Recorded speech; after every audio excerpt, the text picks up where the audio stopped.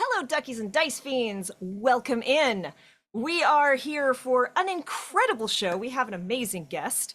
Thank you, the transmissions, for the raid. And yes, it is a big day. It is Pride. Tomorrow is Juneteenth, which will be a game. Oh, this way. It's Juneteenth. We'll have a game that our incredible guest will be running right here.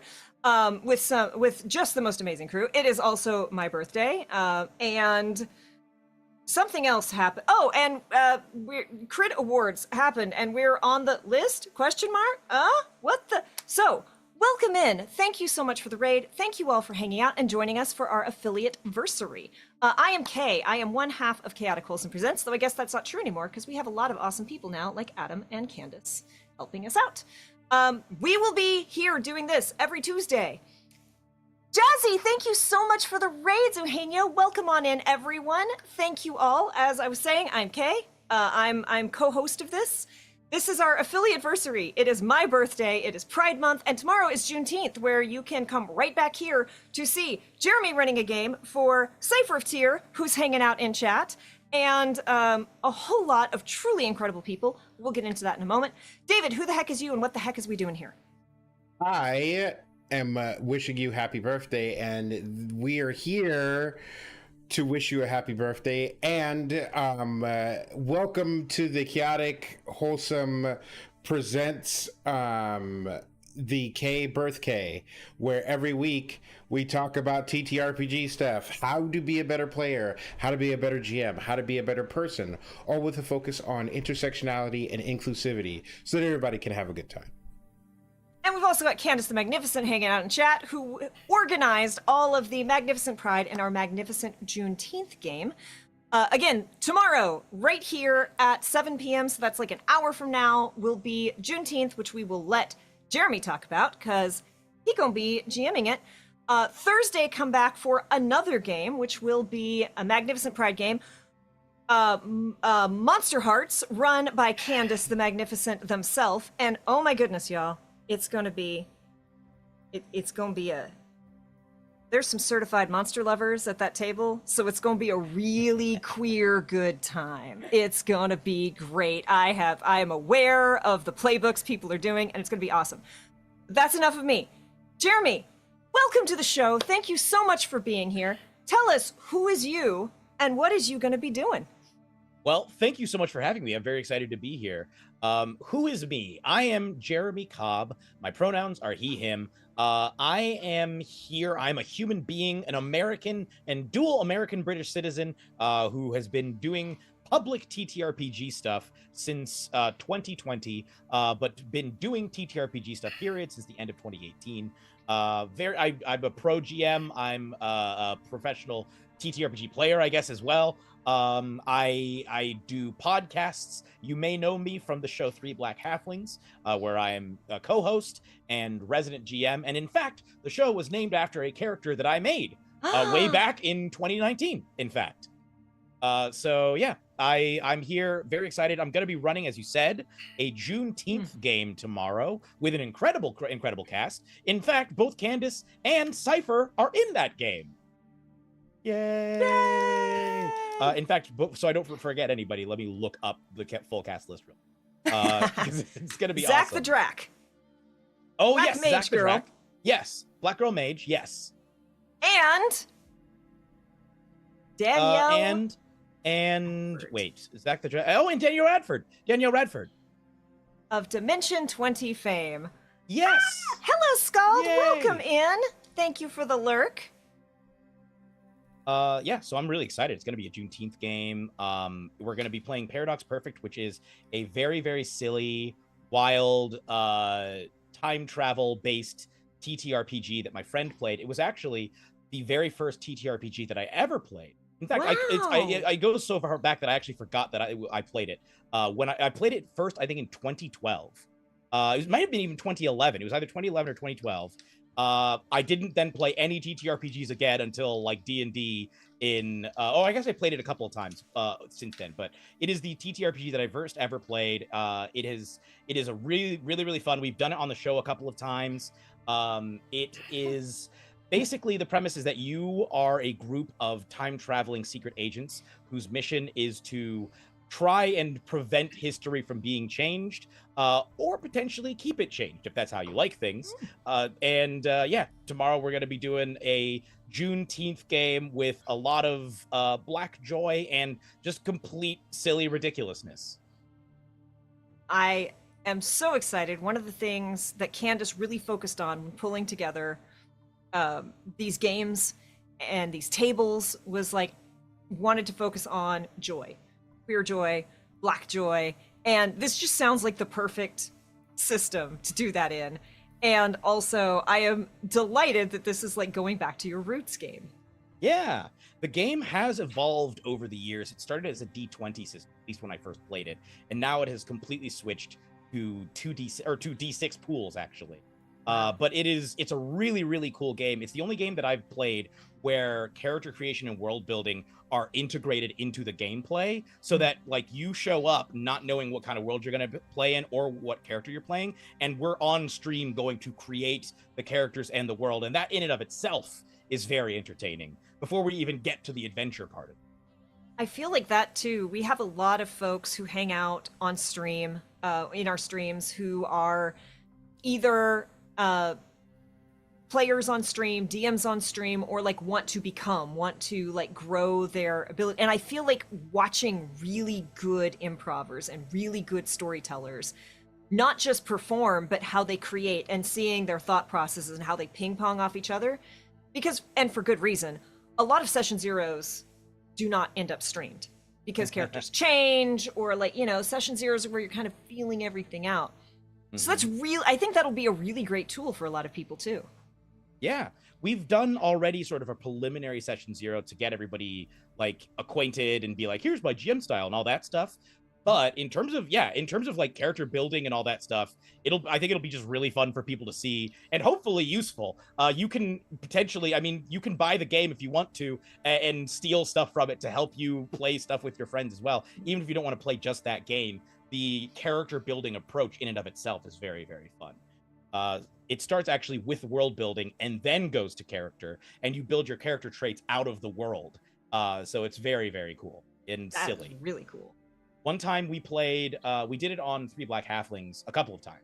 And one of the times, the future world they selected was basically based on Waterworld. And so almost every single one of the characters had some kind of a relationship to Kevin Costner. One of them was his actual child. Another one was his adopted child, whom he preferred over his actual child. And then another one was a gamer bro named StuntBlaze69420, who hated Kevin Costner because in this future, there was going to be a Waterworld video game that was supposed to be the greatest game ever made, and Kevin Costner basically was like, he put the kibosh on it, and so StuntBlaze has held a grudge against him forevermore. And then another character who was a humanoid elephant, who was basically under StuntBlaze's thrall and just really looked up to him, and so hated Kevin Costner basically out of obligation. And so we had half the team, and the thing is, the people playing did not realize that each other had this relationship to Kevin Costner originally. So we had half the team that was secretly like loved Kevin Costner, and the other half that hated him. And it was Kevin Costner barely factored into most of the adventure, although he did show up towards the end. But it was That's a blast. amazing. All I'm saying is, if that some major celebrity sabotaged a Zelda game, then It would be on site for life. who was the guy that shot Paul McCartney? Who was the guy that shot Ronald Reagan? I'd be all of those guys wrapped up together. I would be on an isolated hill somewhere, and I'd make sure he got the business. You can't take that from me. There are many things you can take from me. Dignity, sanity. 50 cents. You could take. You want it to tell for the that. story of that 50 cents? So in the green room, we were discussing things as It's time for David Deep Lore, y'all. We get a lot of K Deep Lore. It's time for some David Deep Lore. If you've never had an apple fritter off of a donut truck run by illegal immigrants, then you haven't had the true essence of donut. In the long ago, I was in 2nd grade, and one of the kids who ended up being like one of my bullies borrowed 50 cents from me because the apple fritters were 85 cents and donuts were 50 cents. And I was like, okay, I'm gonna lend this to you, but then I can't get an apple fritter. And I'm still a little salty about it. And then like the next day, and then a couple of days later, and then a couple of weeks later, I was like, yo, what about and I'm watching the kid buy Sour Powers. I'm watching the kid buy Warheads. Like, he got the money to pay me. To this day, he has not paid me back. And so during the green room, when they were having a discussion about Pokemon, which I cannot weigh in on because I was never cool enough to be into Pokemon. I did the math. We can't all be K. Right. We can't all be K, which none of us can be K except for K. Which is We a little wouldn't sad. need any more. It would be too much. Like one of me is already too much, so we're good. I feel like a phalanx of K would be good for the world. Like some Phalanx is a spears. Pokemon, David. You just quoted a Pokemon. You just quoted a Pokemon. Look, What I gen is just Phalanx? I got all Sword the and Shield. white guys attention because I mentioned something from Rome. But while they were having this discussion, I did both the adjusted for inflation what he owed me now, and then like with a reasonable 5% interest rate on top of that what he owed me, and it's $3.85. And let's just say what he will experience in suffering far exceeds $3.85, and I am willing to forego a repayment just to inflict that. The point is, I am petty. I am very petty. And also I need that $3.85 because I owe a bunch of people money and I am eager to pay them back. And I Does don't that all want add them... up to a total of $3.85? Everything that you owe? Yeah, I wish. Oh God, I wish. It's So it's take a a little That chunk. would that would fit like in a story economy sense, Right? Like, oh, right. everything About that you've about suffered. Tree Fitty. Exactly. About Tree Fitty. It is. Yeah. It is literally. God, it's literally about Tree Fitty. He's the Loch Ness monster. Oh my God, that hurts. That hurts. It all comes back to South Park, y'all. It all comes back to South Park every time. But so that is great. I'm going to tell a very quick tangent tale that is adjacent to that, which is a game that our dear friend Kato played in. And Kato is one of the most charming, wonderful, hilarious, chaotic human beings on the planet. And someday I will get him on this planet. You know, Kato's one of the good ones. Kato's like, I'm a white guy. Find other people to be on your channel. And I'm like, but you're you. Kato is great. Kato is a specimen.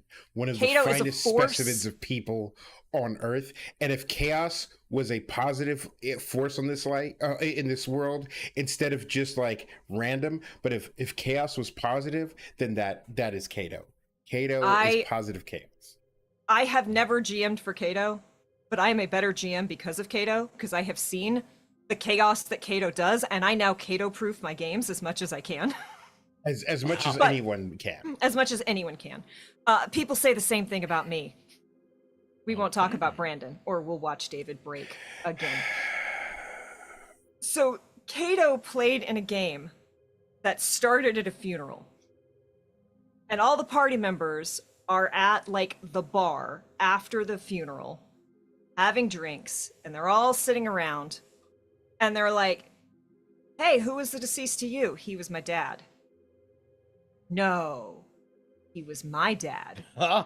They were all the deceased was a horny bard, and all of the campaign characters were half siblings. That's fun. They were all the children of the infamous horny bard. Wow. That is okay. So is the adventure them reconnecting now?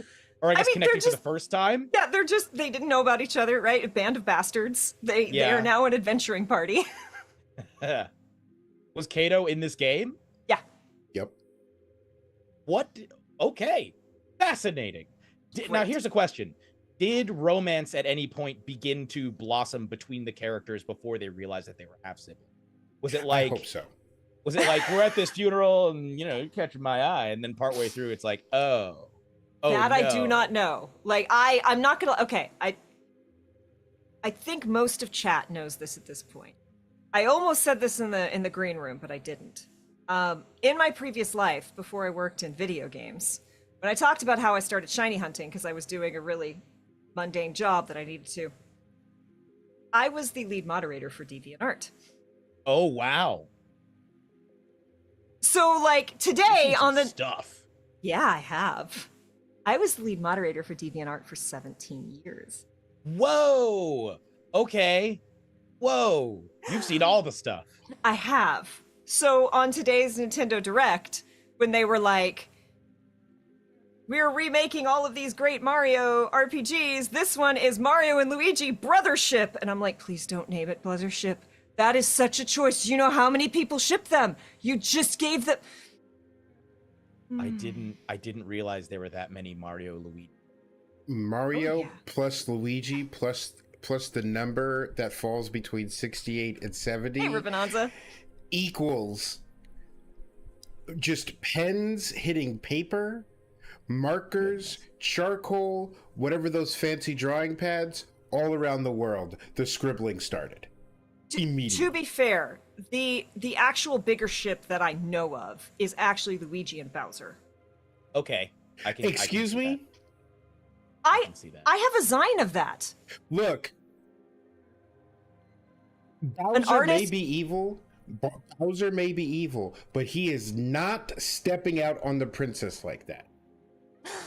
He will burn the world down for her. Do we think that the princess and Bowser are in a relationship? That Okay, they're buckle using up, the David. kidnappings to cover Hold for? on. Yep. David, take the floor. I'm going to step away. It is all you. Look, the premise of the games is Italian plumber shows up as a mercenary, as an American mercenary, to colonize a new place. But when at no point is Princess Peach kidnapped. She's slipping and sliding because Dad doesn't approve of the relationship with the monarch of another country. Let's be clear. Daddy is not okay with her being a furry. Right. We're scaly. We're scaly. Do we ever see her father? No, No. but that's not the point. But Oh, okay. but Mario is hired to go and rescue a woman who's not kidnapped. Because think about it. Super Mario 1. He goes and Princess is in another castle, just giving him bad intel constantly. Because all of the little toadstools are covered for Princess Peach because they believe in true love. Okay. And so they're like, Okay. nah, he definitely didn't go this direction, went this direction. How do we then factor in when she leaves Mario a note promising him cake if he comes? Like, she seems to want him to come visit with her and seems to call out for his help at various points in some of the 3D games. That is part of the wants him deep to watch. cover because she knows that Mario and Luigi Mario both report back to Dad, and so you gotta make sure to cover the tracks. But think about it: they go off in Super Mario 1, and we all know that Super Mario 2 isn't Super Mario 2 because Super Mario Lost Levels is Super Mario 2, and then Super Mario 3 shows up, and there are Koopa kids everywhere. Who's the only woman that you've seen playing Koopa with? Yep. You do see Baby Bowser, was it Bowser Jr. in Mario Sunshine, and he calls Peach his mother. So that would lend credence to that theory. I feel like the part where it gets shakier for me is the inclusion of King Toadstool, because do the games ever even reference a King Toadstool? Well, okay, look, like David's just leaning on tropes. there like the concept of vassal kingdoms, okay? So like Toad and Peach are obviously two separate peoples, if not separate species. And so it would make sense that there would be like the Toad people, like the Smurfs that live in their own thing. And all of the Toad people are a vassal state to Princess Peach's dad, the Mushroom Kingdom. Because it would make sense that the Mushroom Kingdom has little mushrooms running around. And in fact, I'd argue that not only is Princess Peach running around trying to fool her dad, but they are colonizers and they have come and taken over and have conscripted the Toadstool people to serve them. And really her act of rebellion also serves the Toad people. But what I personally need, Princess Peach I support your relationship. I support true love. And we don't kink shame here. But I need you to come clean. I need you to stop running this man ragged through every sewer in the entire Mushroom Kingdom and in the Koopa Kingdom, looking for you when you don't want to be found. Surely he's Like, in on it by now. This man wants to go home to his girlfriend because he has a girlfriend. He wants to go home to his girlfriend and eat spaghetti and meatballs in New York and get back to work. Ilaria, we are deep in the mythos of Super Mario. I'm going to counter argue. I think Mario had a girlfriend. I think, what's her name? Pauline? I feel like Pauline hasn't been seen in over 20 years. I think Mario is fully in this thing now. We never see Mario in New York, and in between each game, he takes his ass home. That's the thing, but In a lot of the games, I don't think he leaves. Gold coins somewhere, and he ain't spending them here. I think he just lives in the Mushroom Kingdom now. Nah. I don't think he leaves most of the time. I think he just lives there. No, Luigi Mario hangs out because he got a whole mansion. Right. Like, he's chilling, and everybody's like, oh man, Luigi's just like sucking up to Mario and is like, feels like he's like the inferior, but he's over 6 feet. He got a mustache. He got a good job. He can jump and higher. He lives alone in his mansion. Luigi is balling. There's no inferiority complex here. Excuse me. Luigi does not live alone. Bowser and Mario. Bowser and Luigi are in love. So just try to stop me, Nintendo. Wow. That's some good art. This is an amazing... I paid very little. I paid too little for the design from an artist, and it is just so good. What is their ship name? Is it Bowigi? I don't know. Like, The only thing I'm curious about is who tops. They take turns. Clearly. No, look, I can't have. Look, it's bad enough that they are in this ship when we know that King Koopa, Lord Bowser himself, would not step out on Princess Peach. But let's entertain this for a moment. You could convince me one of them is verse, like Luigi. David. Whoa. I was unprepared for this. I know you. I know you were not prepared for this. This is my birthday present to myself, is showing this to you. I can't what's happening with the face? Is that person wearing something on their head? Yeah, so remember there was the Bowsette? This is like Bowser putting on the Bowsette. So Whoa. Yeah, see, I think that ghost sucking machine is not just for ghost sucking. It's not just for ghost sucking. I think that they trade off. I think that Flood from Sunshine is also not just for shooting water. I think it shoots all sorts of things. Or it is for shooting high pressured water in certain areas. Yes, also that is a possibility. I think that a lot of these gadgets, I think the mushrooms, the growing mushrooms, are not just to grow your whole body. I think that like a lot of these things have multiple purposes. Now, and I think that it is just a regular orgy. Now, we could argue Mario has a drug problem. Because he definitely shows up to the Mushroom Kingdom, spends his whole time scarfing fungus that he finds in pipes and boxes. Riding dinosaurs. Yeah, like he might be a little high, but Luigi Mario. And again, this is why I say that Luigi Mario is balling, because he has all this gadgetry. Like some people in chat know how much an adult novelty automatic machine costs. Like minimum $700 for a good one. And obviously the gear that Luigi Mario is packing is custom. So he's spending thousands and thousands of dollars. The equivalent of like a software engineer on his fursuit. Right. Worth of gold coins. In order to get these contraptions and what, but again, I can't besmirch the good name of King Koopa, ruler of all he surveys, and claim that he's stepping out on Princess Peach. Has anybody As- made a parody of King Kunta with the lyrics King Koopa I'm yet? sure. I'm 110% sure. I gotta It's prove too it a bit. hot in these streets for them not to have made and that. David, as Candace said, much, much, much earlier in this conversation, it's called polyamory. That's what I was going to say. I think that all these people, that's what I was saying. I think it's a mass orgy. I think it's mass orgy and also, as well as separate like relationships. I think this is all an elaborate role play. In Super Mario 3, it is a play.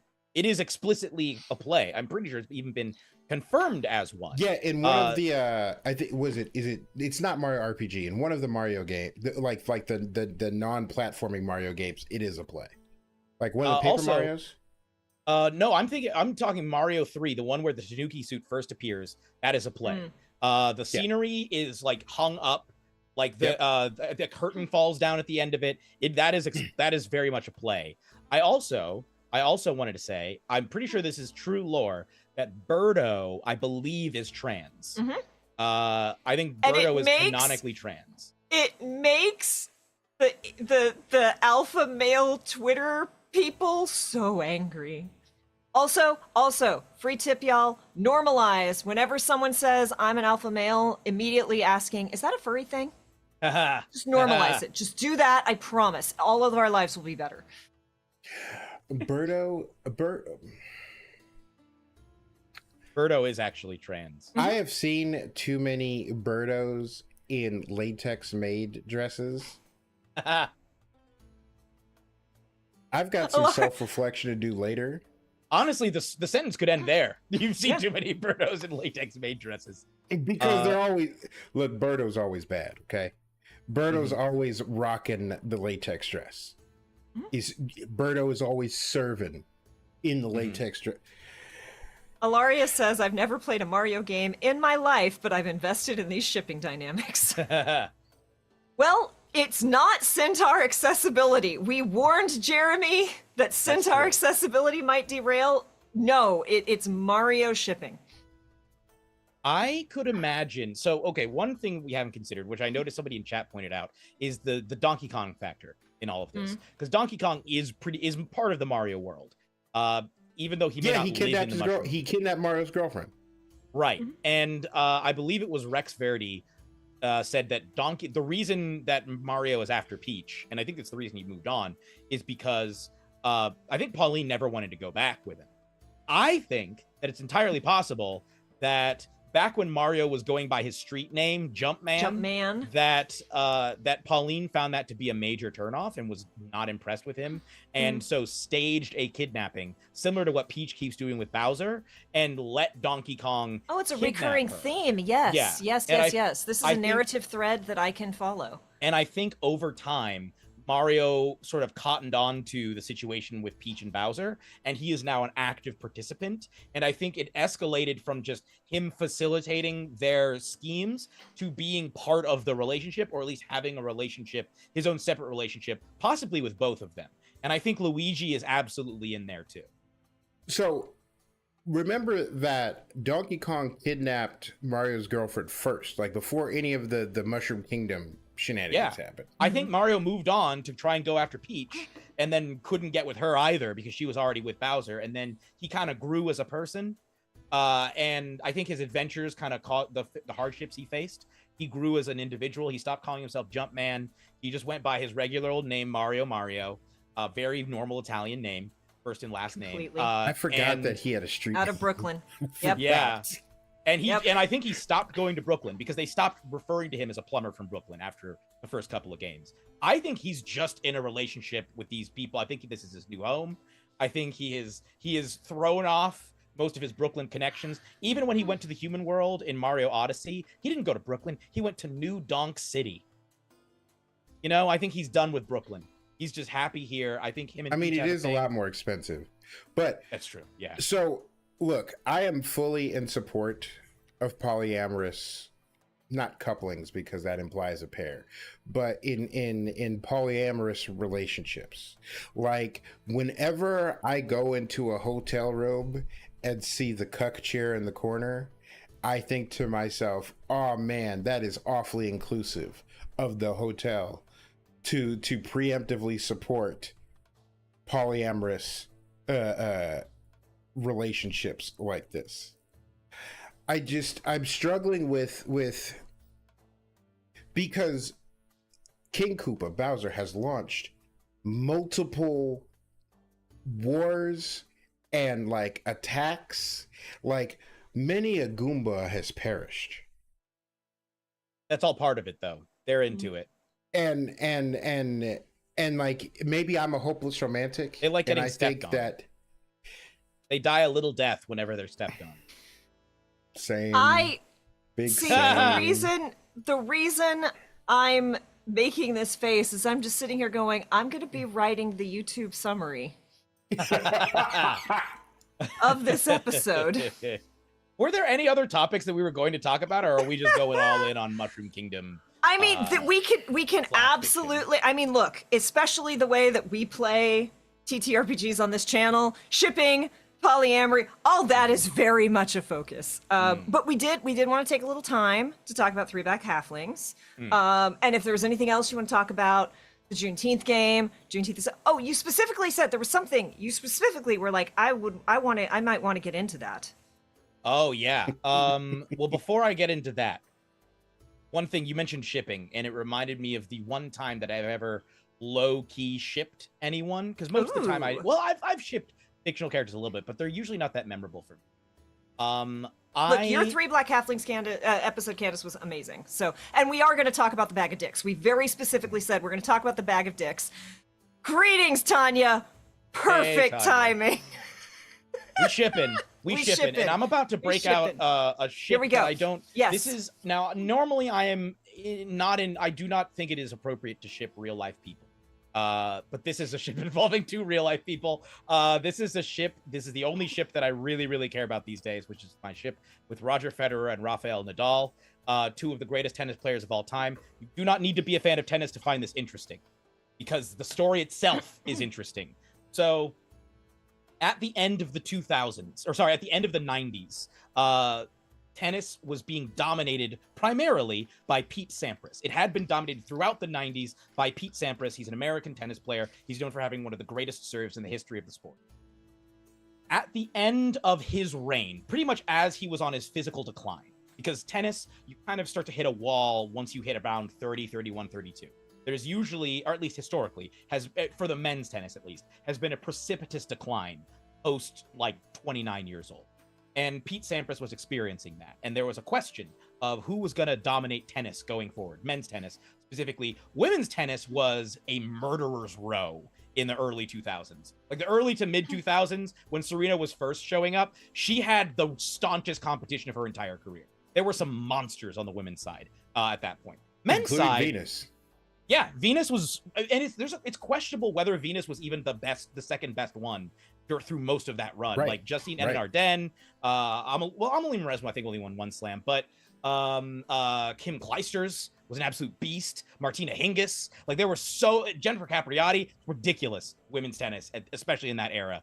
But for men's tennis, there was a big question of who's going to step up.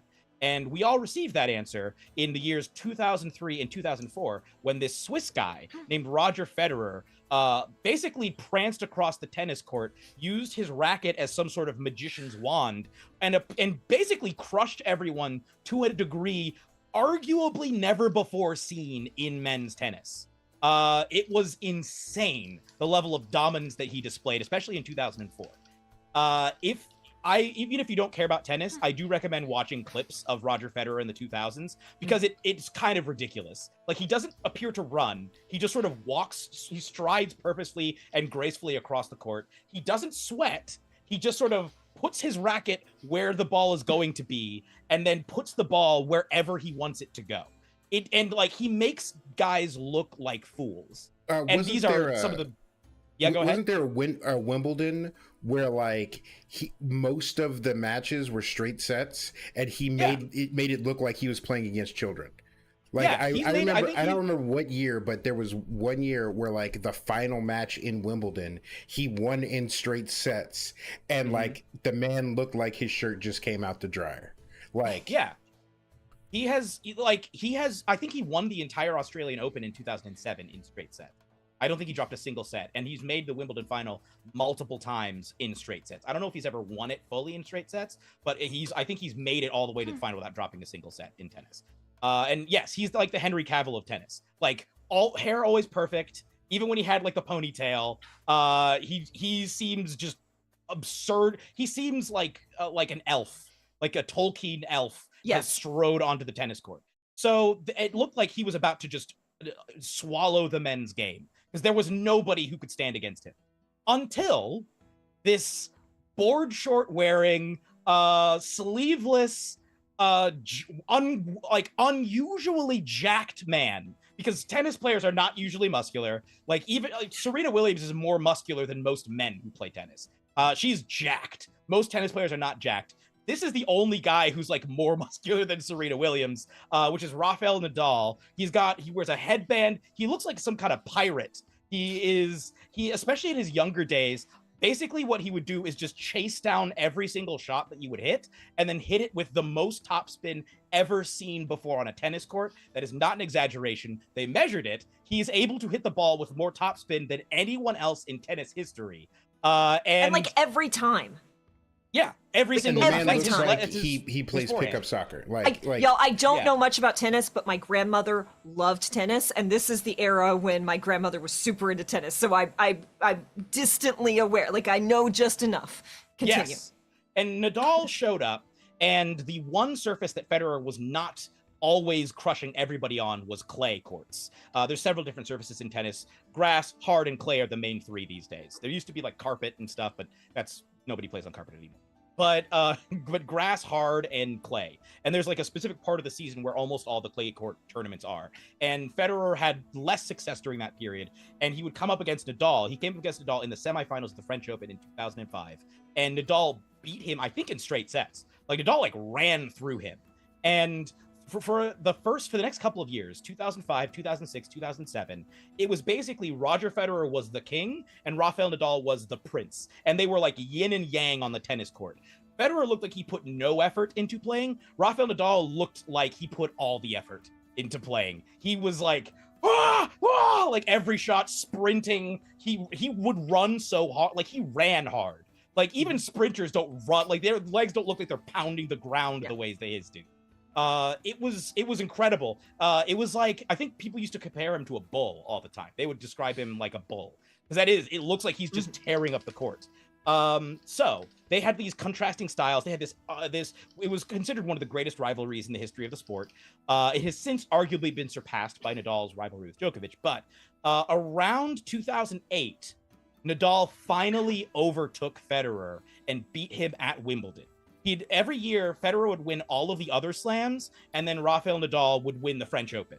And then in 2008, Federer lost to Nadal in the finals of the French Open. He got spanked in the finals of the French Open. Like, that was bad. And then they went to the finals of Wimbledon, and people were like, is it finally going to happen? Is Nadal finally going to beat him at Wimbledon? And in what is, I think, still considered the greatest match ever played, Rafael Nadal beat him, I think, 9-7 in the fifth set. It was insane. I saw it live. My heart was broken because Federer was my favorite player. But that sort of marked a bit of a changing of the guard. And then the following year, in 2009, Nadal at the Australian Open, where Nadal was never as good on hard courts, but he made it to the finals of the Australian Open after beating another highly athletic tennis player, Fernando Verdasco, also from Spain, actually, because Nadal's Spanish. They played like this insane semifinal match that was like 5 hours long. It was the most physical match you've ever seen. And like 2 days later, everybody thought Nadal would have nothing left in the tank. He showed up, still beat Federer in 5 sets. And during the finals, Federer was on the cusp of, I believe, tying the all-time record for the most Grand Slams won by a man. And Nadal had just stopped him. And during the trophy presentation ceremony, Federer started crying.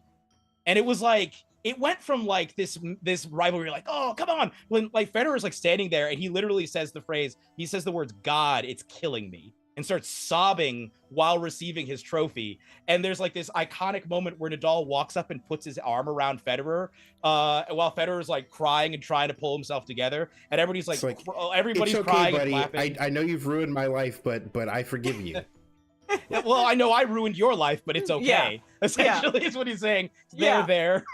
But like from that point on, their whole relationship kind of shifted. Because if you used to hear what Federer used to always talk about Nadal as if he was like some like savage. He would talk about him almost like uncivilized with how aggressively Nadal played. And it was like this sort of elitist thing where he's like, he just got annoyed. You could tell it really bothered Federer that this guy kept beating him. But after that, I feel like they achieved a level of respect that was like, it carried them through the rest of their careers. And shockingly, late in their careers, even though for like, I think 14 years, Nadal had Federer's number, Federer suddenly reversed fortunes circa like 2017 and then ran the table on Nadal for the rest of their career, which was very surprising to me. But anyway, there's a photo of Roger Federer when he retired, at the tournament where he retired. And he's sitting at the sidelines next to Nadal, and he is sobbing, like full ugly crying. And he has his hand on top of Nadal's hand, and Nadal is also fully sobbing. It looks genuinely like it's got like it's got like a Sam and Frodo vibe, where they're here at the end of all things. Patrick Stewart and Ian McKellen. Yeah, where it's like, I just kiss. I'm just like, kiss. It's time. Kiss. It's time. Let's go. It is the sweetest, like they developed genuinely the sweetest friendship. It is all based on like huge amounts of mutual respect. There's like, whenever you see them play together after that, or see them in the same place, there's an adorable commercial that they tried to film together where they couldn't stop giggling the whole time. Like, it's genuinely really cute, like their relationship that they ended up forming. And I low-key ship them. I recognize both of them, I think, are married at this point. Federer's got like 4 kids. He has like 2 sets of twins. But doesn't mean I've known lots of people who were married, had kids, and then are like, so actually, had I been in my 20s now, wouldn't have been married, wouldn't have had kids. I really like that guy over there. Yeah, I mean, honestly, who knows? In a different timeline, in an alternate universe, there may be a universe out there where Federer and Nadal genuinely found love on the tennis court and are living together happily. But it's Yuri on Ice on the tennis court. We need a Yuri on Ice version of this, only where they actually end up together. Yes. Somebody write a fan fiction, please. I'm begging you, where Nadal and do research, like actually highlight some of the biggest matches in their career and talk about like how they both emotionally were engaging with it. And literally do movie Challengers, but no Zendaya. Exactly. In this version, Djokovic is Zendaya, and they don't let him into the group. I don't think either of them really like Djokovic that much. But they're both very into each other. So that's the end of what I wanted to say. That is great. As David knows, I have way too many ships. Like I got a ship here. I got Molly and Caleb. My Caleb is still in the box because, y'all, I went through a hard time. And my Caleb that I pre-ordered years ago arrived in like the middle of the dark time. And I was like, if I take this out of the box now, I will not appreciate it as much. And now I'm like, well, I have to move sooner or later. So if I take it out of the box now, I'm just going to have to put it back in the box. So I'm going to wait till I'm in my new place to open it, which is not, but like I ship Molly and Caleb. I ship Caleb and Essek, y'all. That's the I ship. It's funny. I don't even ship them because they could be together in the podcast. They're not together, but mine and Pan's character from the Emergency Power podcast, they boned. They're not together. They might bone again. Who knows? If they're both into it. But I'm here for it. We are all about Soul and one of Candace's characters in the one shot with Connie Chang. It was like, mwah. We are big on ships here. Kay and I have had several conversations about Kurt and Logan. Yeah. And the things that very much go down between the two of them. Yes, everyone went hunting for the photos. It's so the Can you hand describe on one of the hand things picture. that went down so I have a little bit of context? I'm curious. What are some things that went down? Oh, Kurt and Logan? Yeah. Yeah. Or So oh, Kurt calls Wolverine what's his Logan. X-Man name? I get Wolverine. Wolverine, Logan, James. oh, Nightcrawler? Yeah, Oh, Nightcrawler. Because I've never Nightcrawler- seen any. Honestly, I've never seen any. I guess I don't read It's enough X-Men purely a comics. comic book thing. Okay, but- because I've never really seen them have a relationship, but that sounds very. Oh, cute. they very much. They are besties. They're besties, and often Nightcrawler will call Wolverine sweetheart in German. Calls him Liebchen. Oh. He calls him Liebchen. And Wolverine calls him not just elf. When he's feeling particularly cheeky, Wolverine calls him fuzzy elf. Ah. That sounds okay. I gotta read this. This sounds great. I've never seen this. And it's like Kurt like sort of like gives him a hard time and calls him sweetheart, but it's not 100% ironic. Calls him darling. And then other people see it and they're like, "Hey Wolverine, this blue fuzzy twink is calling you sweetheart." And Logan's Why are like, they doing that? Logan's like, look me in the eye. Now think about whether you want to ask me about that again. Ha! Think about it. And so Kay and I have had many conversations where it's like, look, Logan has had many bad days, and sometimes he needs the embrace of strong arms, strong fuzzy arms. Mhm. Sometimes he needs someone to take him away from all of this. Yeah, he needs a tender touch. He needs somebody who can help him disappear. Right. I am gonna drop this in our Discord here. Not on the thigh, my guy. Right? Not on the bare thigh. It's adorable. Right? It's so sweet. I'll send the one of Federer crying with Nadal with his Yeah. arm around him as well. Look, So- someone touched me on the thigh like that. You got to buy me dinner, okay? You got to take me So- to Applebee's immediately. For chat, just so you know, and if you know, you know, I'm about to drop the cover of Wolverine #6 for Jeremy here. Oh. Ooh, Yep. okay. Yep. Stuff's Y'all- about to go down. Y'all, so What that here's the tail thing. do? Here's the thing. Candace is also in that chat. It's like, what? What that tail do? So here's the thing, y'all. The first time I ever played a TTRPG, technically not the first time ever, because I had a horrible one-on-one experience when I was in like 6th grade, and there was a boy I liked, and it was just me and him, and he was very bad. It was not good. First time I actually played, it was Pathfinder. It was Pathfinder 1E, first edition. We were doing it old school. We were only books. I didn't know what a cantrip was. We were 2 hours into the session, and I was too afraid to ask. But I kind of knew what I was going to play, and I'm just, you know, as other people are asking their questions, we're trying to build these characters. Because y'all, friends don't let friends build characters in Pathfinder 1E. It's rough. Pathfinder 2E is better, especially with Path Builder. Path Builder is great. But I was like flipping through the books of like the different species you could play, and I came upon the Tiefling. And I had already committed to this character. And again, I was like 2 hours into character creation, which meant nothing, but I was sunk cost, right? And I found the artwork of the Tiefling, and I'm like looking at it, and my eyes just get like really big. And I didn't say it because I didn't want to be that person, but I'm like, you can play Kurt, but with horns? Why would you ever play anything else? And look, I have played a couple non-tieflings. The tieflings have taken over my life, and it's not because I'm queer. It's not wrong. It's not because I'm queer. It's because of this smooth-talking motherfucker. You love Nightcrawler. I do. I mean, I think. don't I trust learned anyone German. who doesn't I like learned Night- German for Nightcrawler. Oh wow. I was gonna say, I think the fight scene, the opening fight scene of X2, is still, in my opinion, one of the best superhero movie action Look, scenes. don't get me started on what's his name, Brett Ratner, Bryan Singer. That one was Bryan Bryan Singer. Singer. Don't get me started about how Bryan Singer has defaced the legacy of the X-Men, because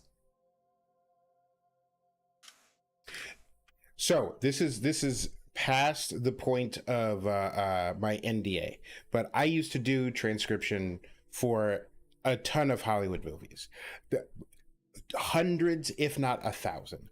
One of the early ones that I worked on was X-Men. And for those of you who are Turbo nerds, the guy who did the voice for Snake in the first 4 Metal Gear games is also the screenwriter on the first X-Men film. Also on screenwriter on Warrior Nun, which is excellent, on Netflix. They canceled it, and it's a whole thing. Anyway. Also, ich kann es sprechen ein bisschen Deutsch, aber es ist nicht so gut. Wow. Continue. Hey, you were too ace to do this to me, okay? Yeah, David German? Hayter. Okay. You into German? Is that I learned today. I learned. I think you may be the first person I've met who's into German. That is I've known a few, but they notoriously- usually have like a kink. Okay. Because I was going to say, German, at least in Europe, is known as a notoriously unromantic language. Well, so okay, that is I'm gonna the put this in the northern group German chat. accent. So here's the thing. My German teacher was American, but lived in Germany and had very strong opinions about the German accent. And there's a northern German, and northern German is more like this. Yeah, if you're talking normal German, you speak like this. Southern German is more like this. It's softer. It's still in the back of the throat, but it's a little bit. And he would always say, like, his thing of like, please speak with the Southern German accent. Like, that was his whole thing was, how can it taste good if you call it café instead of café? So, yes, the northern German is very good for the dominatrix scene. But I would argue that the southern German can be just as romantic as just about anything else. Okay, look, I know this isn't like a kink show. Oh God, what have we You started? can make it one.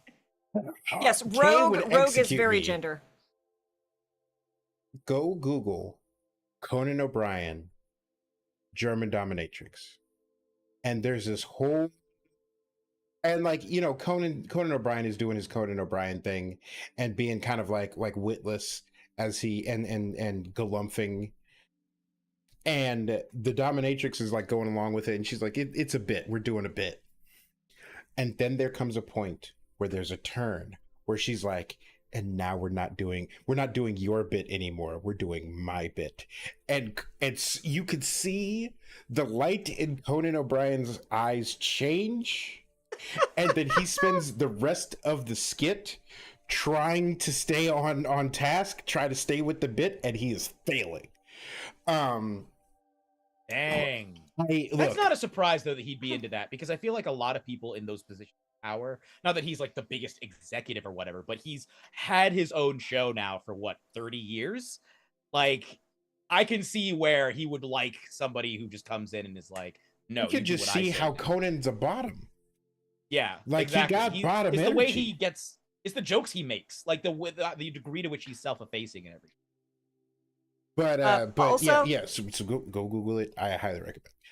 Also, just watch Zoolander. Is Johnny Yeah. Carson a top, do you think? Or was Johnny Carson a top or a bottom? Johnny Carson was a top, but he was very vanilla.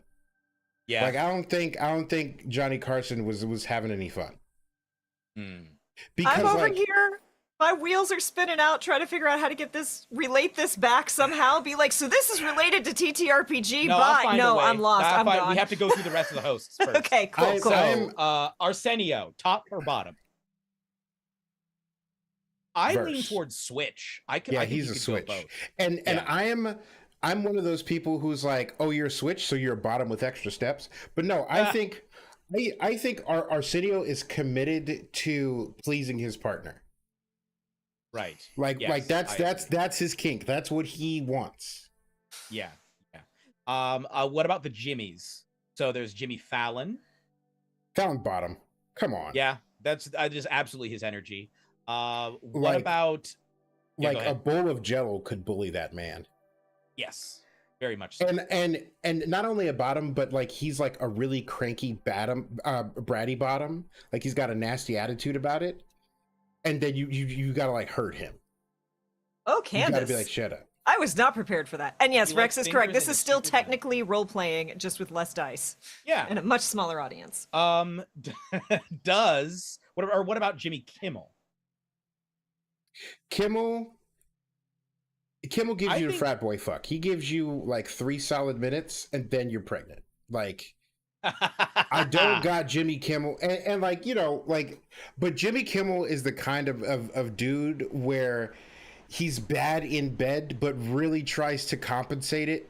Like he feels a little bad about it, but not bad enough to improve. But he tries to compensate in other ways. So like he gets done, and then when the nap is over, then he gets up and like fix your leaky faucet. I think he maybe has come around over the years. I think maybe with age he's mellowed out and perhaps he's grown. Yeah, he's grown far more wiser over the course of his career. Yeah. Because he went from the man show to not being a complete piece of shit. Yeah. I also think that pretty much any of these late night people would probably be down to bottom, except for maybe Carson. From what I've seen, that's just not the vibe with him. Yeah, Carson's not kinky at all. But I could see Jimmy. I could see Kimmel bottoming. I could see Letterman. You know, Letterman got into some stuff. I think he plays it vanilla, but I bet you you can't be friends with some of the people that they're friends with. I feel like if you're a comedian, especially Letterman, nowadays, square peg round hole. Like, so he was a square who liked getting pegged. No, In his whatever round hole? she straps up with is oddly shaped Okay. and like uncomfortable. And yeah, and I think Letterman can't process his shame from doing the do, and Yeah. that makes him a worse person. So every time he indulges, he becomes a shittier human being. John Oliver, bottom. I think we can agree. Oh yeah. Oh yeah. Like you take one look at his wife and you're like, "Oh, we know who's in charge." Didn't Yeah. even know he had a one. Army vet. Oh dang, yeah. Yeah. And Oh, that's great. I'd say out of all of them, John Oliver is the most hopelessly in love with his wife. Oh, absolutely. Because every I don't time you know if see y'all like saw- a picture of them on like or like a runway, he's just making the big starry anime eyes at his wife. Yeah. He still feels lucky every day. I feel like Colbert might be one of the best ones at sex, just from a technical standpoint, because he is perhaps the dorkiest of all of them.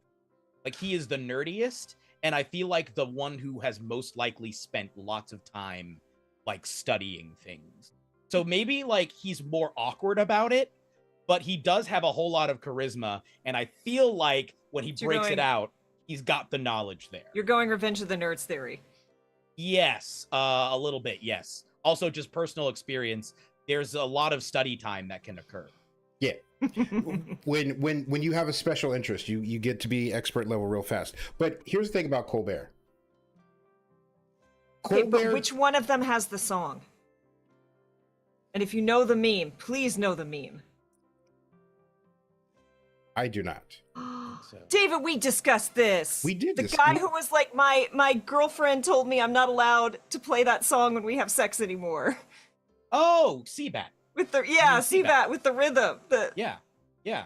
I didn't know that was what you meant. Which one of them plays Seabat? Of all of those people, Jimmy Fallon, and he plays it and laughs and keeps it up. Yeah.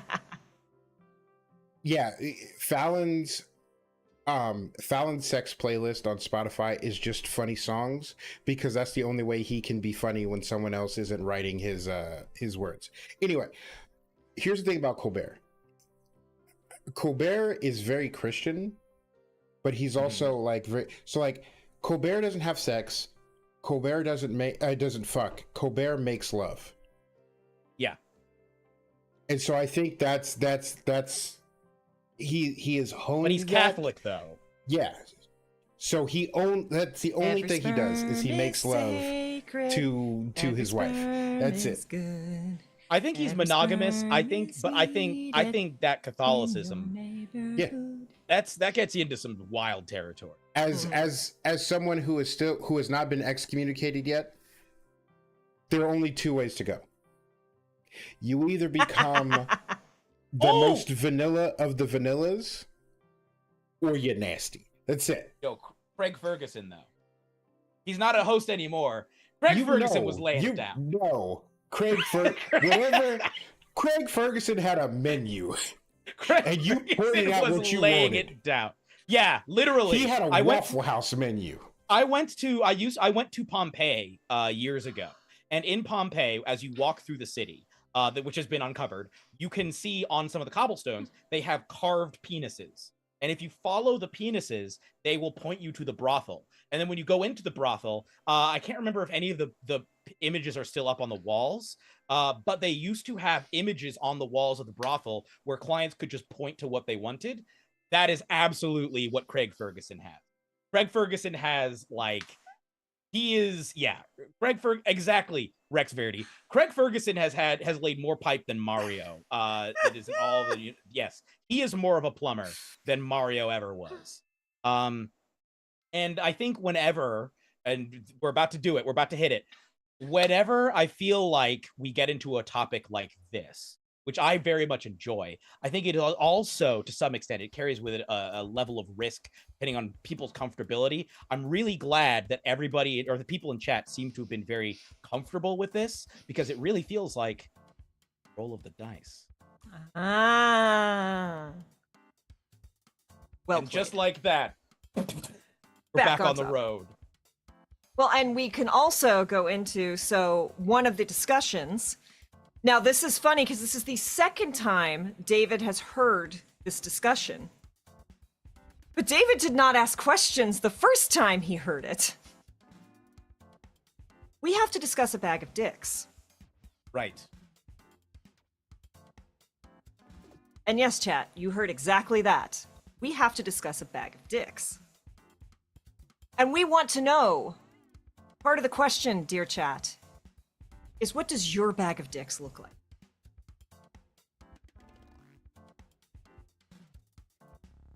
Okay, do you want to describe yours? Because I already described mine. Before we go, I need someone to find me. So, like, you know the Crown Royal bags, and I know Piper's Canadian.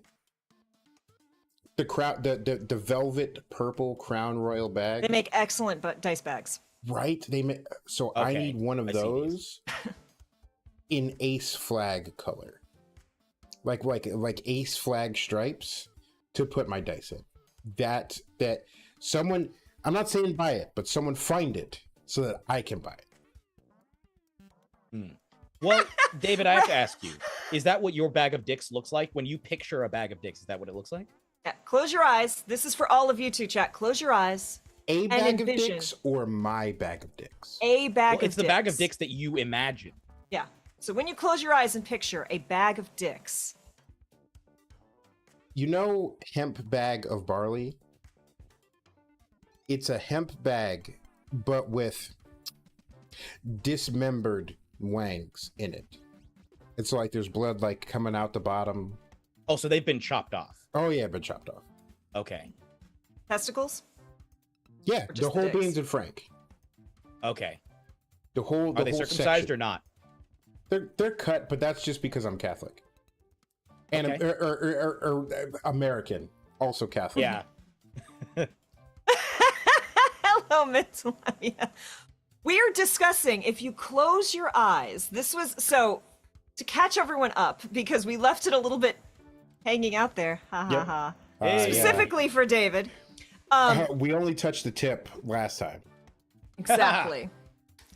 So, in case you don't know, Jeremy is one of the hosts of Three Black Halflings, and Candace was recently on that show. And one of the questions that was posed is a I found it fascinating because, deviant art. And it was close your eyes, empty your mind, and then picture a bag of dicks. And what does your bag of dicks look like? Because there's apparently various themes, but they all are kind of unique and different. And it's interesting, Candace, that you said that because I asked this to one of my really good friends, and hers was a like Ziploc bag full of like pencil topper little penises. But it was just a Ziploc bag. Oh, that's cute. Isn't it? Yeah. Are they wet or dry? Because for some people, I feel like they're wet. Sometimes they're dry. Sounds like David's are blood covered. Yeah. Yeah, there's some blood, and they're different colors. Okay. It's very inclusive. Okay. Okay. Are they all in different sizes, or is the sizes fairly uniform? The only thing uniform about the size is that they're all bigger than mine. Okay. Okay. Are they erect or are they flaccid? I mean, they're cut off, so like it's flesh now. They're flaccid. Hello, Lady Luck. Everyone is rolling in. This is just the happy birthday me. This is just the best. Hey, I'm sure this is everything that you wanted.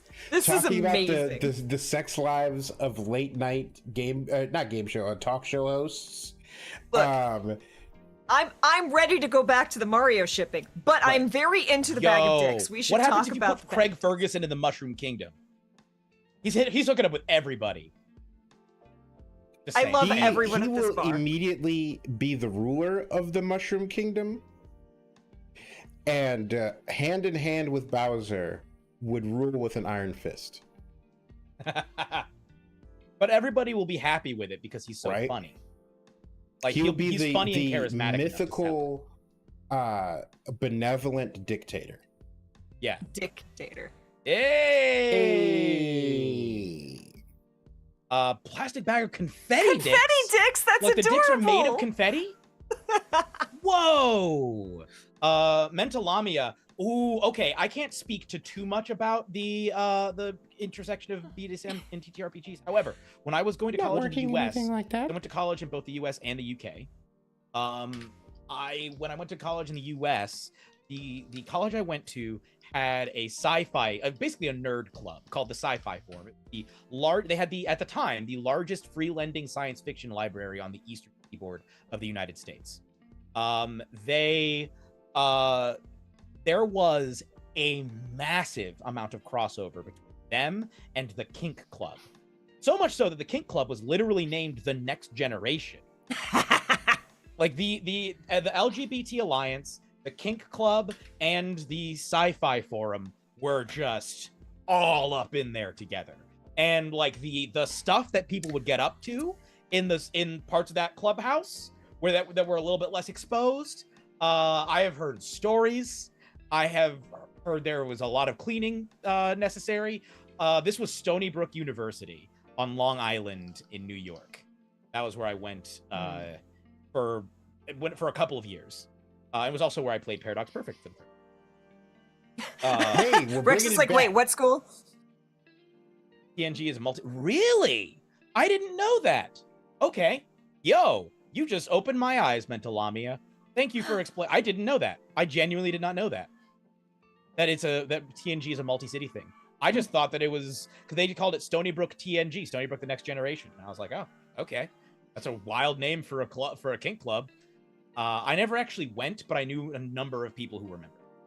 Look. Yeah. Even if you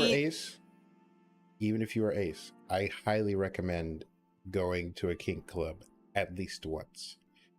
You will meet the nicest people on the face of the earth. They are wonderful people. Yeah, there's also a huge crossover between Kink and the Ren Fair crowd and Kink and the Labyrinth of Jareth crowd. Yo. Whoa. Is that an event or just the movie? People who are big fans of Jareth. Oh, so in LA every year, and there's some not great allegations out against the person who, I don't know if he used to organize it or still does. So I have a hard time, like I'm like, but I went for so many years. It is a full masquerade ball in LA.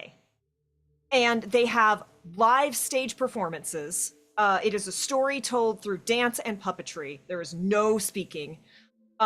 There are multiple ballrooms with all sorts of different stuff to do. There is a full tea service if you want to go do that. You buy tickets, but you are not allowed in unless you are in a formal wear with a mask or a full costume. Okay. It is based off of the Labyrinth, and it is just bananas. And I ended up there with I ended up seeing, I've lost his name, I'm so upset, the super nice nerdy robot guy from Mythbusters. Adam. Gran Imahara. Okay. Oh, okay. Gran Imahara hung out R.I.P. there with us several years. I know, I miss him so much. The Critical Role people hang out there, like, usually in costumes. You can't tell who they are, but if you know, like, it is a huge thing in LA. And fun story, David and I met at Labyrinth of Jareth before we met. I was working security Grant was for a treasure. A booth, and it was near where like it was near where some of the food places were. And so I get up to walk away, and I think I'm headed to the bathroom or something like that. And I'm wading through this crowd of people, and there is someone there in this beautiful white feathered dress with like the white mask. And I bump Owl into mask. them, and I step on, and I feel the feather pull out from the bottom of the dress. And I'm like, not only, and like at the time I knew cosplay, I knew like how like energy and time and money intensive, and I was just like, oh no, I have ruined this woman's dress. I am a rat bastard. And I turn and I'm like, oh my god, excuse me. And they like just brush me off and like you keep on stepping, and I'm like, and I bore regret. So fast forward a number of years, and we meet through a mutual friend, and then I'm over at Kay's house drinking up Kay's liquor. No, we hadn't even met yet. We hadn't met in person yet. We were still talking online. Oh yeah, and then and then like we were discovering our mutual interests, and then I was like, or one of us was like Labyrinth, and the other one was like Labyrinth, and then Kay's like flip, sends me the Instagram picture of, and I'm like, yo, I stepped on your dress 2 years ago. That's wild. I have a story about that with my parents. They were not at a nerd club or that has a lot of crossover with kink scenes. They were at a Bible quizzing event, and this was years before they met. My mom is from the UK. My dad is from the US. My mom, I think, had brought a team from Canada. This was the national finals tournament in Bible quizzing in the specific organization that I grew up, church organization. It was Pentecostal, but a specific organization within Pentecostalism. And this was the 80s. My dad was there, I think, as a scorekeeper. And he had previously been a champion Bible quizzer, but he had kind of aged out of it. So he was there as a scorekeeper, and my mom was there as a coach. And there is a photograph of one of the Bible quizzers from my dad's church. Somebody snapped a photo of them, and in the background is my mom. And nobody knew her at that point. But it is very likely that my dad even was there as the scorekeeper and foul judge for one or more of her games. And didn't even, like, they never met. They ended up not even meeting in person until after they'd been writing to each other, similar to you guys. For years, they'd been writing to each other for some time, but then they finally met in person. And yeah, anyway, it's not exactly the same, but it is the closest I got. That's great. Yeah, and for anyone who is wondering. Yep. That is a very, very cool dress. I stepped on that motherfucker. It was wild. It was wild. It is a ridiculous. That's awesome. We were going to talk about 3 Black Halflings. Oh, we were. Bag of Dicks. Yeah, was there Bag anything of else you Dicks. wanted to talk about with 3 Black Halflings other than that? I do love talking about dicks, like how tasty they are. I'm curious as to How why all of the scrumptious. ones in your bag are bigger than yours, specifically. Is that something that you feel good about? or bad about? Despite the value that I place on mine, I feel surprisingly neutral about someone else's getting cut off, with someone else getting Theon Greyjoyed, because I feel like if you're up on the platform with the guillotine with your legs spread, you probably did something, and you probably deserve it. Because here's the other thing. I don't in my head, they don't come from commoners. They come from like nobility. These are bourgeoisie dicks. Yeah, like nobility, the rich, Capitalist cock. Like like Bezos, Musk, like the other billionaires that, and I hate to say it, my buddy Bill Gates, he's in there too. It's just there's a whole lot of dudes splayed. Yeah. Good yeah, one, there's some blue Very blood good, Candace. on these bloody and dicks born with silver spoons in their urethras. Yes. Silver sounds. Yeah. And little there's ends that just look like a spoon. You could probably find those on Etsy right now. Yeah, Probably. But I feel like they. Fair. Well, okay. Look, Fair. we've seen the sorts of things that Elon Musk favorites on Twitter, so probably. Yeah. But again, I feel like there is this almost like fantasy level of justice to this bag. Like every person in there is 100% guilty of whatever thing that got them in the machine, that got them in under the machete, that got them under the surgeon's knife. Like they're all there for a good. I'm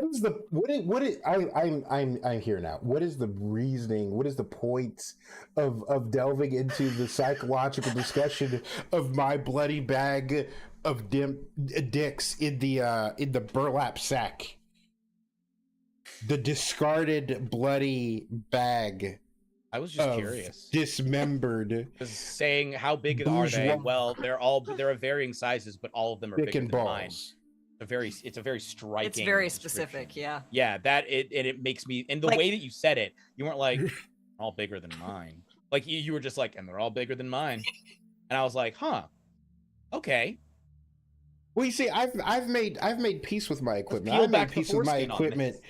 Understand? Yeah, rolled it back and really got down to the smegma. No, we're instead of the weeds, we're in the pubes right now. We are definitely in the pubes, and it has not been manscaped in a very long time. This episode is sponsored by That's great. Dollar Shave Club. But yeah, like no, like I made peace with my business a long time ago. It's like bigger, smaller, where I don't care. I don't like, you can have whatever. There are men out here that are taller than me. I don't care. Like I haven't made a 6'5" man cry like a little girl, like a little girl who just had all her toys stolen from her. Like her brother punched her in the shoulder. I have a story about that. Oh, I have a story about that. It concerns me that you have a story about little girls crying, but please continue. It's not about a little girl crying, but it is. Thank God. But elements of the story still are relevant. So, I had, in part because my grandmother, I'm my maternal grandmother's only grandchild, and she is only capable of showing affection by buying things. And so she would just buy me toys a lot when I was younger. And so I had a lot of toys, and like a lot of toys. And I was like 4 years old, and my parents were going to go to Jamaica, and they thought that it would be a good idea to have, because I had so many toys, and because some of the communities we were going to be in were relatively poorer communities, they thought it would be a good idea for me to give away half my toys to the kids there. And they thought like this would be a great opportunity to do like kind of some charity work, but also show me, I guess, sharing and stuff like that. The problem is that I was a 4-year-old and Yeah. had no real concept of economics. But for me, it just felt like I had to give up half my toys. Yes. And And sharing is it was one thing to lend them. It's another thing to give them away forever. That was so even as they were having me like choose, I was like already crying. And like, because they had me choose before we got on the plane. So I was like, they were like, you can't keep both Scar and Simba. And I'm like, but I can't. I guess I have to keep Simba, but who does Simba fight if not Scar? I need Scar. I need a villain in my story. Oh, so I have a very, very vivid memory of me standing in a school in Jamaica, like sobbing, heaving sobs, handing children my toys. Because like for me, it just felt like I was being really like meanly punished, like cruelly punished. So I am sobbing. And these kids are like, thank you. Like I remember their faces be like, what the heck? As I'm like, like that is burned into my psyche. I remember very little else about that trip, except for that. I mean, that's except pretty for traumatic the enormous for a 4-year-old. lifelong trauma. Got it. Yeah, and I remember talking to my mom about that reason. She was like, yeah, we tried. We may have that one may have been a misstep. To be honest. Were you I assume first and only child? Yes. Well, yes. Yeah. Not for lack of trying, but yes, but I'm the only child. I was the first child, and I just, it was just my birthday, so we were just talking on the phone with my mom, and she was like, yeah, poor you, like, we were first-time parents, we didn't know shit, we tried, but we did better on the next one. I'm like, thanks, Mom. Oh, that's brutal. We did better on the. Did they? I feel like they would have. I mean, you would Did hope. they send you poison cakes in the mail? It is interesting to see how parents relax with the later kids. Or rather, did they send you Because your everything sibling? is like the end of the world with the first kid. By the time you get to the third kid, it's like, yeah, it'll be fine. Yeah, I'm not taking us to a dark place. Things got interesting in my family. So it also, like, both my parents were constantly traveling for work. And I lived some more K-deep lore. I grew up in small town Texas in the middle of nowhere. My neighbor was 2 miles away. It was the same small town where Joe Exotic was a cop. And I lived closer to a big cat rescue than I did a grocery store. Oh, wow. So it was wild. My mom was a flight attendant, internationals, was gone for days at a time. My dad was in the Army Reserves. So it was wild. Things that I thought were very, very normal. Right. Were very much not. Yes. I learned after, which is also part of the reason I can speak German, is because they were like, well, we can't leave these 2 little kids at home alone. Guess we need to hire a nanny? We can bring someone in from Germany pretty cheap. Whoa. I should also add, the reason we were in Jamaica was not just some random trip. My mom she was born in Jamaica. So she actually has family there. So we were there visiting her family. And while we were there, we swooped by the school and gave away my. That sounds like a wild childhood, that your parents were flying in a nanny from Germany to come teach you and your sibling. Well, I mean, the nanny would live with us. Right. We lived in the middle of nowhere. Originally. They flew them in, they lived with us, they took care of us, and then I was just able to absorb some German, so when I took it formally, I knew it a little better. Still not very good. Like, it didn't. Languages and I, y'all, I tried, but languages and I, it didn't. Some people have language brains, and I feel like other people just don't. And it is like deeply humiliating to me. Like, me as a person feels like a failure. That it's like, I grew up in Texas, I can't speak Spanish. I lived with Germans, I can't speak German. Look. As my school that tried to teach me Spanish was also just a little bit racist, y'all. Right. More than just a little bit racist. Okay. You grew up in the racist part of Texas, which I understand is like all of Texas, but I mean, to say, is there a non-racist part of Texas? But like the racist part of Texas, like the soundtrack of your childhood was the dueling banjos. So yeah, it makes sense that you didn't learn Spanish at the time. Like don't be ashamed about that. Yeah, there is definitely a Texas German. But yeah, like my school said, we're not going to teach you the nosotros conjugation because that's what poor people use. Yeesh. Oh boy. I rest my case. There, that totally erased the thing that I was about to say. I'm It so was sorry. Inspired by something that David had just said. Now it's gone.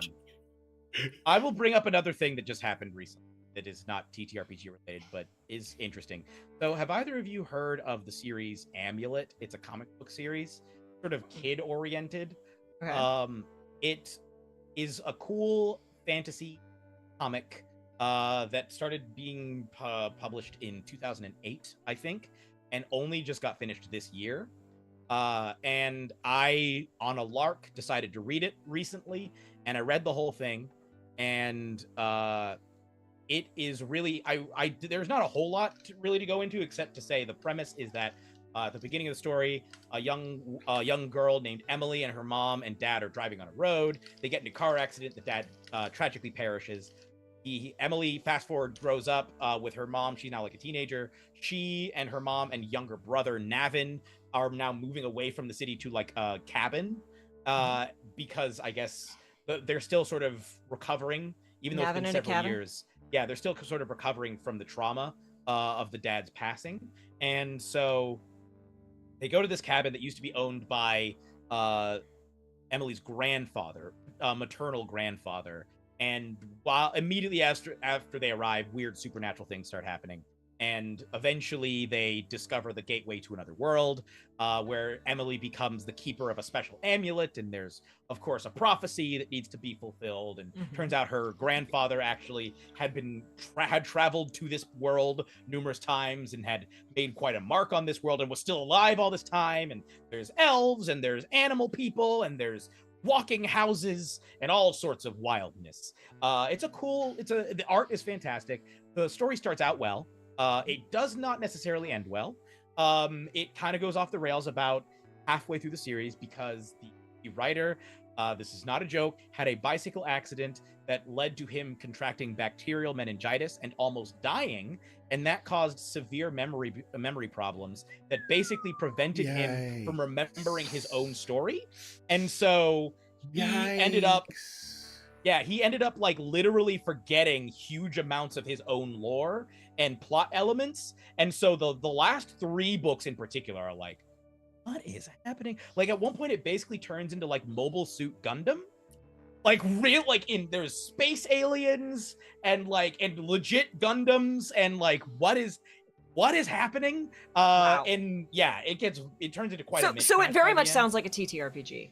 Yes. Like yes, okay, so now we're level 15. There's aliens, Yankee, mind flayers. Yeah. We're in Astral Sea. Yeah. It's Spelljammer now. Exactly. Like, yeah. Good luck. Yeah. Very, very strange. Still worth reading at least for the first like 5 volumes or so, 5 to 6 volumes. The last 3 you can read if you want to see some cool art, but do not expect the story to make a lot of sense, either emotionally or plot-wise. But it's worth. I was partly inspired to read it because people had compared it to Bone, which is one of my favorite comic series, which I think is significantly better. I will say, in part because Bone never goes off the rails the way that Amulet does, and also just because I think Bone is more funnier. It's sweet, it's warm, and it has, even though both of them swell to becoming pretty massive epics by the end, Bone's growth feels very natural. And like you can chart as the story starts to expand and the scope gets bigger and the stakes get higher, versus there are points at Amulet where it's like, well, now we're in space and we're wearing spacesuits and there's Gundams. And it's like, what? I'm sorry. And time travel is happening, but also not really, but also yes. And also multiple dimensions. Someone did the Deck of Many Things donation during the charity game, and now here we are. Exactly. Speaking of charity games, so tomorrow's Juneteenth adventure. I'm glad you picked up what I was putting down. Yeah, so tomorrow's Juneteenth adventure. Everybody, if you're just joining us now, I'm going to be running a game of Paradox Perfect, which is a very fun, zany time travel TTRPG featuring an incredible cast on this very channel tomorrow evening. It's going to be great. You're going to get to see us create characters and the world. We get to just a quick rundown. Essentially, what happens is I will list a bunch of future templates, which are pretty recognized. They're all various science fiction tropes. So you'll have like the space opera version, so sort of like Star Wars-ish or like a Flash Gordon-ish type world. We'll have like a 1984 type world. We'll have a Waterworld type of future. We'll have like a Mad Max type of future. A number of different ones. The players will choose one. We will then go through and basically do Mad Libs to create the future using the template. And then I will read the future that they have created. From that future template and the words that they have provided, they will then create their characters by using those words to give them their traits.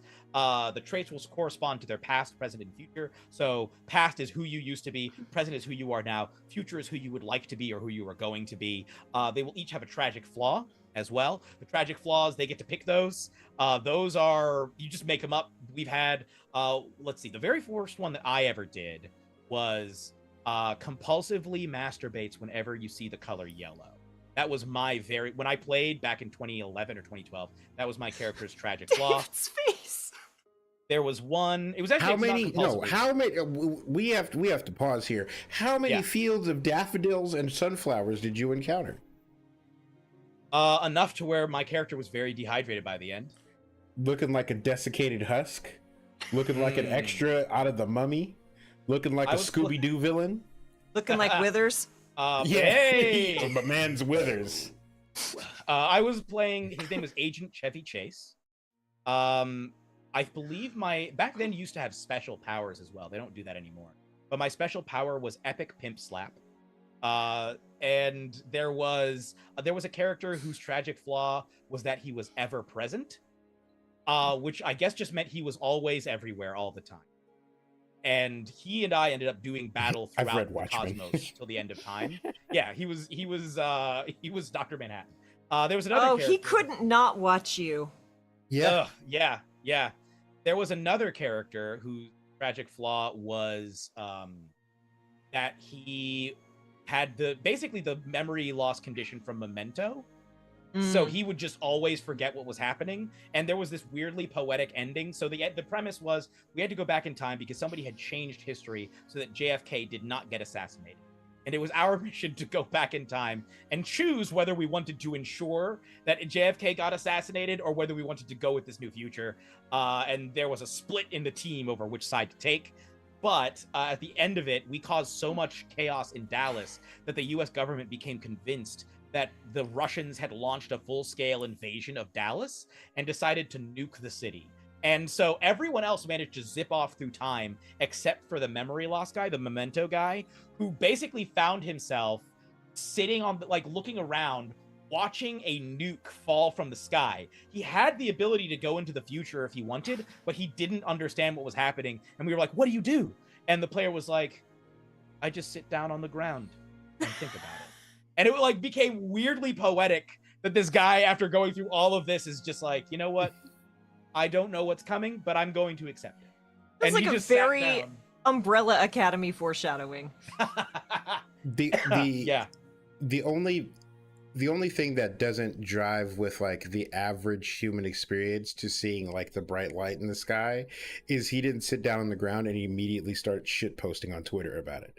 Yeah, that's if the transmissions, because I just saw transmissions radioed us. If the pandemic taught us anything, it's scientists had long wondered what would humanity do if we knew? If the asteroid was coming, what would humanity do?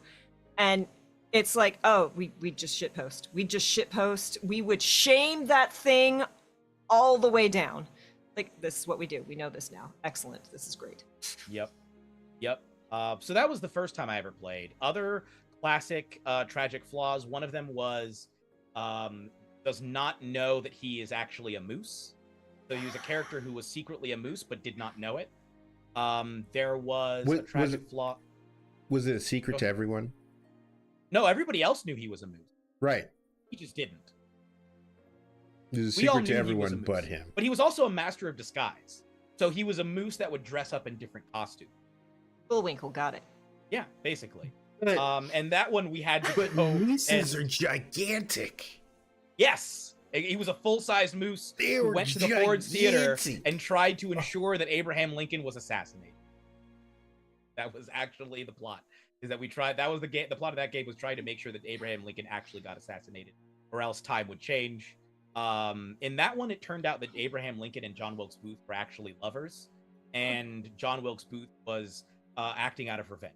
In that Dead story. Toothbrush, thank you so much for the raid. We are deep in the tragic flaws of past Paradox Perfect games that Jeremy has played in, because tomorrow we are playing Paradox Perfect here for charity. Thank you so much for the raid and bringing your community over.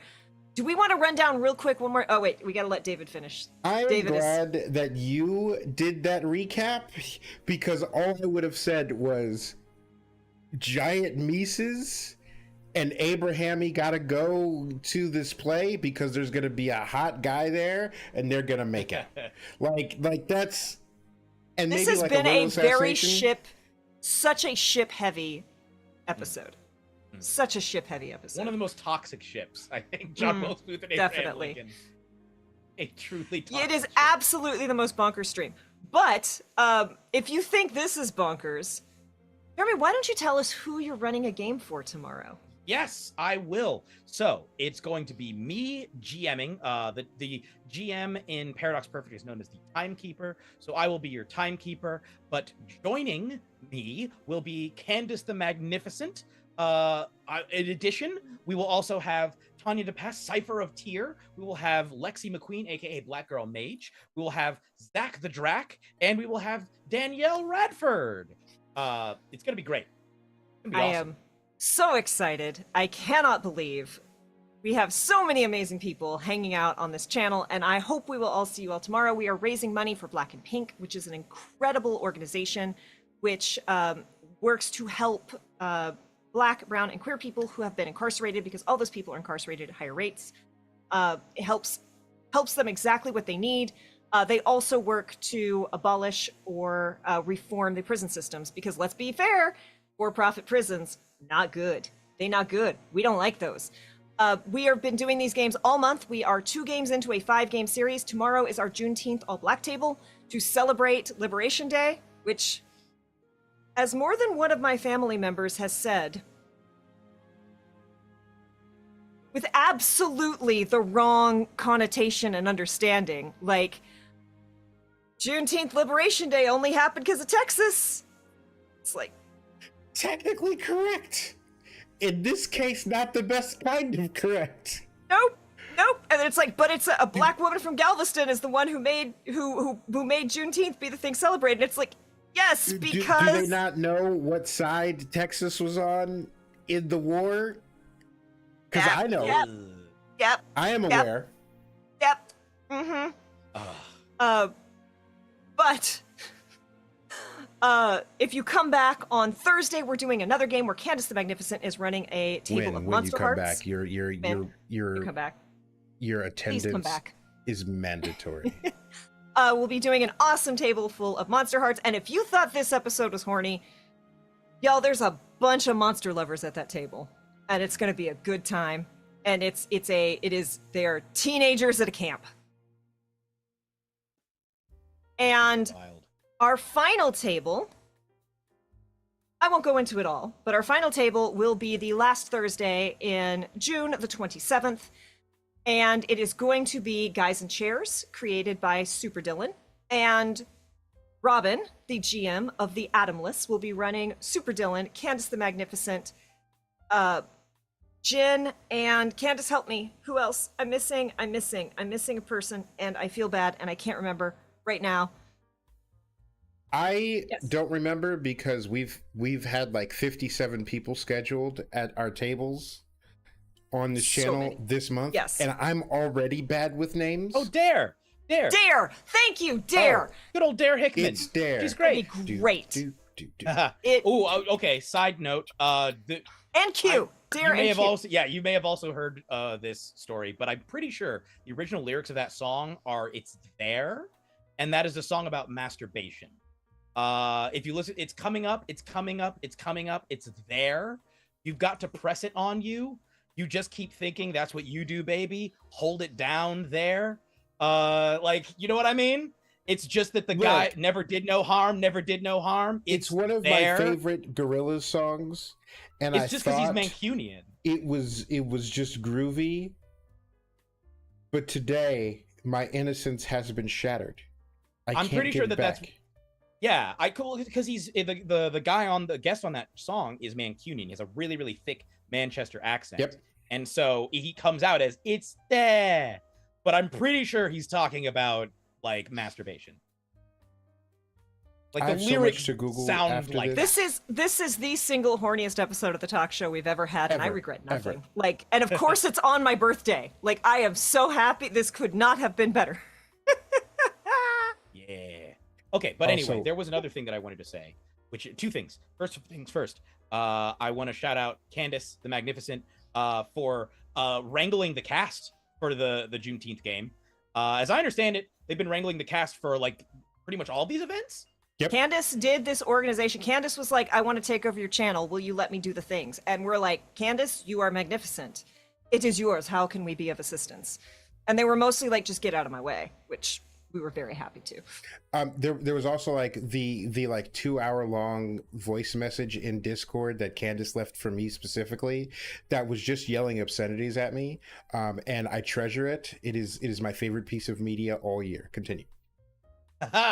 The second thing I was going to mention was a fascinating. You mentioned, I guess it's an interesting thing. It's a little piece of American history that I think is worth mentioning because even as important and as landmark an event as the passing of the 13th Amendment, there's a really really fascinating video by Knowing Better that basically asks the question. It's on YouTube.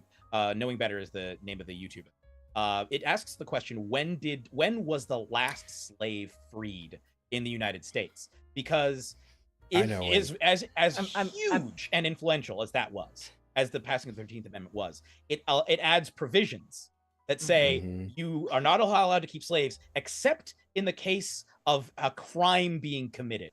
And like post Reconstruction, people started really exploiting that rule, that loophole. And so that's where you hear about, like, if you've ever heard of a sundown town, this is some American history for all you folks. Basically, in the South, there were a lot of places throughout the South where they would intentionally The South? come up with crimes. You mean well, not just the North. Pasadena? Yeah, just not the South. Yeah, not just the South. Throughout the United States, where they would come up with reasons to incarcerate Black people, give them exceptionally long sentences, and essentially send them to work camps. Yeah, it was not just the South. It was throughout the U.S. But it was highly dangerous for Black people. And it was basically because the law had provisions for this, they could basically keep people in slavery conditions and work them to death. The conditions on these camps in these prisons were even worse than on plantations in a lot of cases. Like the There was a lot of mining. death rates. Yeah, the death rates were horrific at these places. And the way that it was a horrifically exploitative system that thankfully I believe was ended in the 60s, was what, like the 1960s was when the last person was officially released, without saying anything about the modern prison system, which is we're talking about a for-profit prison system where you can still incarcerate people and make money off of them and keep them in very dangerous, brutal conditions that set them up for horrible things in their life, with often trumped up sentences and crimes, overly severe sentences. It's almost like the system never actually did go away. And that's what we're helping to raise money to try and stop. So it was 1943. And the reason it was 1943 is fun trivia fact. You know who ended slavery in the United States? The Japanese. Because they were dropping leaflets on Black soldiers that said, why would you fight for this country when you are still slaves? And so the US government cracked down on the practice in 1943 and not only demanded that it be stopped, but that all of them be released. because if they didn't, they were going to have an uprising of like weapons trained black soldiers who realized this was going on. But yeah, The Last Slave was released in 1943 in the United States, and it's because of the Japanese. Which is funny because that's like after they got, or after or during the internment in California. I think during. But fun fact, my dad was alive in 1943. My dad was past his diapers when The Last Slave. My father was alive when The Last Slave was released in the United States. And so like when people are like, it happened a long time ago. For one, these motherfuckers out here talking to me about their heritage. They're talking to me about what their grandfather did. They're talking about what happened with the Vikings, like, 8,000 years ago or whenever that happened, because I am not a Viking expert. All I know is they had boats. It's about 1,000 years they ago. didn't have the horns on the things. A little over 1,000 years ago. Mm-hmm. Mm-hmm. But when I'm like, hey, slavery, Jim Crow, all of these systems designed bad, they're like, oh, it was a long time ago. Don't worry. Why you always bringing up the past? It wasn't that bad. Mm-mm. And let's just be clear. Gay marriage is almost 3 times as old as the Confederacy. It lasted almost 3 times as long. So it is not about heritage, because that was the blink of a fucking eye. Mm-hmm.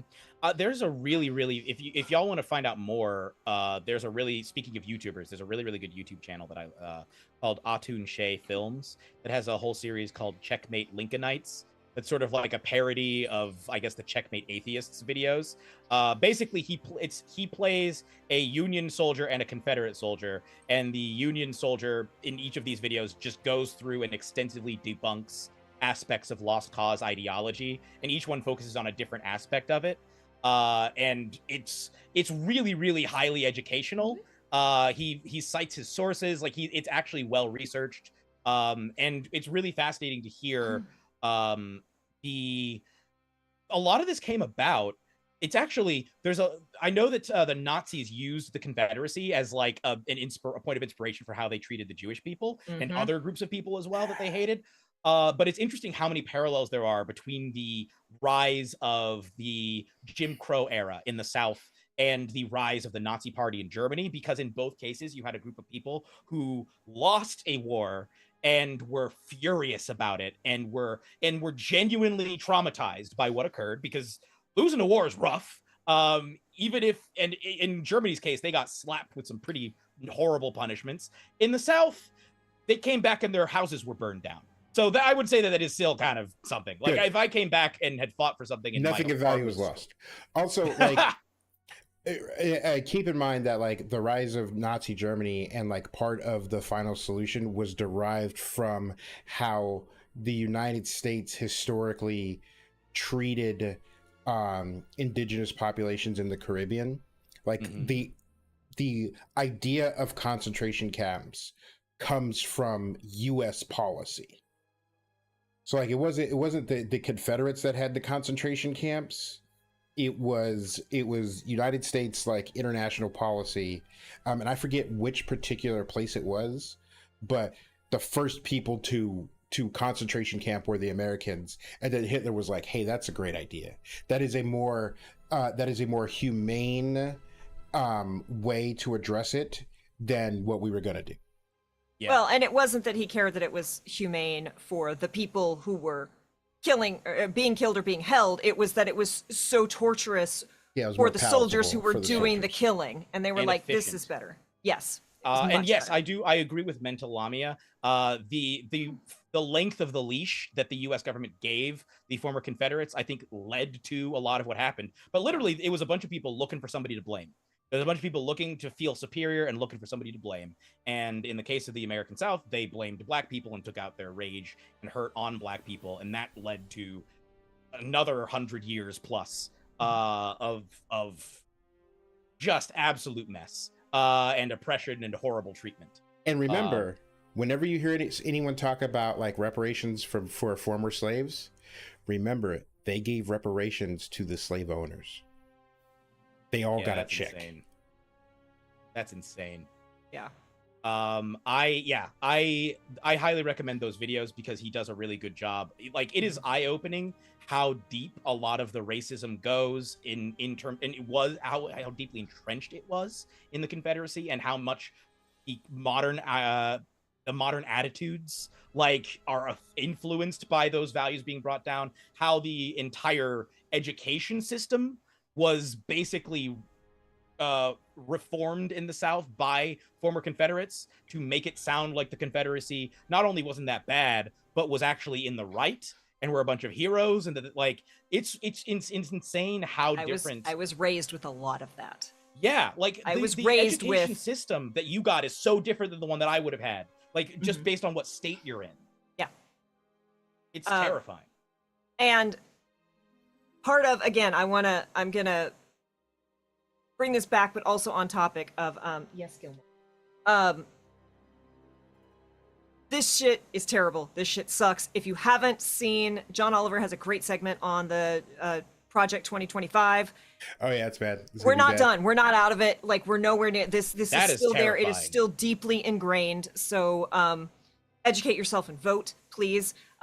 It's too late now. If you were in the UK and it was earlier in the day, today was the last day to register to vote for the July 4th elections in the UK, but polls are closed there because time differences. But that was one of my birthday wishes. I'm like, if you're in the UK, go register to vote. But again, all of this is horrible and terrible, and there are things that we do need, especially people who look like me, we need to educate ourselves on, we need to know about, so that we can speak up against these things, we can have arguments against them. But so much media focused around people of color, especially Black people, is about slavery, is about torture, is about all the horrible things that happened. Which is part of why when Candace put these incredible tables together, Candace was like, we want to focus on joy. And so again, when they were going through and it was like, Paradox Perfect, this sounds great. We can just celebrate joy. And I am so excited that we get to celebrate Black joy, Black excellence on Juneteenth. Despite people like my family. Kay, it's I gonna have be never awesome. been happier that you